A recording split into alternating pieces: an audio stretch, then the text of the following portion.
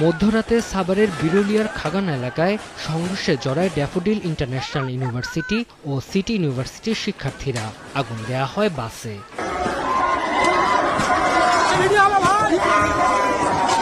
রোববার সন্ধ্যায় ব্যাচেলর প্যারাডাইসের সামনে সিটি ইউনিভার্সিটির এক শিক্ষার্থীর সঙ্গে তুচ্ছ ঘটনায় ড্যাফোডিলের শিক্ষার্থীর মধ্যে কথা কাটাকাটি হয়। রাত ৯টায় সিটি ইউনিভার্সিটির প্রায় ৪০ থেকে ৫০ জন শিক্ষার্থী ড্যাফোডিল শিক্ষার্থীদের বাসায় ভাঙচুর চালায়।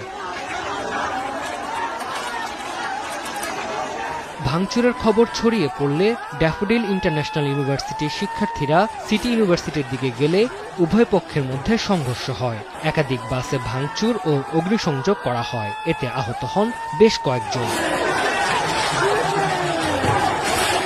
খবর পেয়ে দুটি বিশ্ববিদ্যালয়ের প্রক্টোরিয়াল টিম ঘটনাস্থলে গেলেও পরিস্থিতি সামাল দিতে ব্যর্থ হয়। পরে পুলিশ ও সেনাবাহিনী গিয়ে পরিস্থিতি নিয়ন্ত্রণে আনে। সময় সংবাদ, সাভার।